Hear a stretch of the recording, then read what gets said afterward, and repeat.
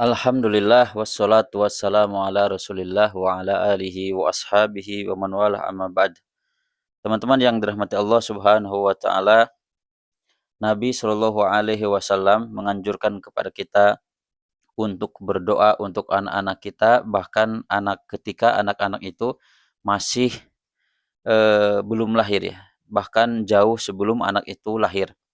Nah, ini sebagaimana yang diriwayatkan bahwasanya Rasulullah Shallallahu Alaihi Wasallam, sebagaimana yang kita ketahui bahwa Nabi Shallallahu Alaihi Wasallam pernah berdakwah ke Taif, dan kita juga tahu bahwasanya Nabi Shallallahu Alaihi Wasallam berdakwah ke Taif itu tidak mendapatkan apa yang diharapkan oleh Nabi Shallallahu Alaihi Wasallam.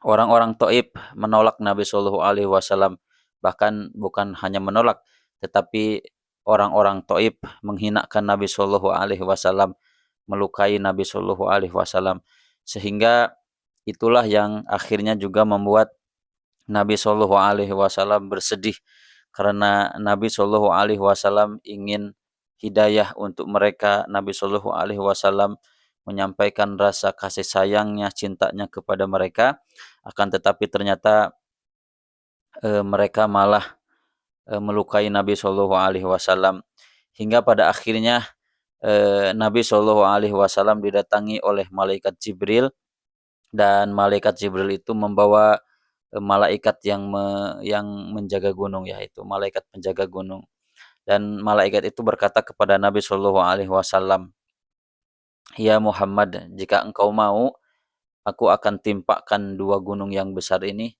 kepada penduduk Taif," seperti itu. Tetapi Nabi Shallallahu Alaihi Wasallam berdoa. Nabi Shallallahu Alaihi Wasallam menjawab, "Arju an yakhrujallah min aslabihim man ya'budullah wahdah wala yusyriku bihi syai'a." Akan tetapi aku berharap ya, justru aku berharap kepada Allah Subhanahu wa taala, semoga Allah Subhanahu wa taala mengeluarkan dari tulang sulbi mereka, yaitu orang-orang yang hanya menyembah Allah Subhanahu wa taala saja dan juga tidak berbuat syirik kepadanya.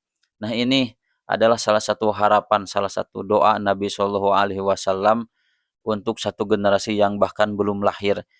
Dan ternyata dari harapan dan juga dari doa Nabi Shallallahu alaihi wasallam buat satu generasi yang belum lahir itu, pada akhirnya Nabi Shallallahu alaihi wasallam mendapatkan orang-orang Taif setelah itu, setelah kurang lebih 12 tahun, akhirnya generasi yang lahir dari penduduk Taif itu beriman kepada Allah Subhanahu wa taala, seperti itu.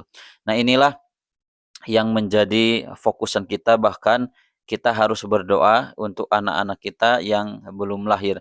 Kalau kita sebagai orang tua mengharapkan kelahiran seorang anak, kita mengharapkan seorang keturunan, maka kita berdoa kepada Allah bukan hanya kita mendapatkan keturunan, tapi kita juga berdoa kepada Allah supaya kita mendapatkan keturunan yang soleh dan juga soleha. Doakan mereka, bahkan kalaupun kita belum punya anak, bahkan kalaupun kita belum punya pasangan, berdoalah kepada Allah Subhanahu wa taala sehingga mudah-mudahan nanti kita mendapatkan anak yang soleh dan soleha.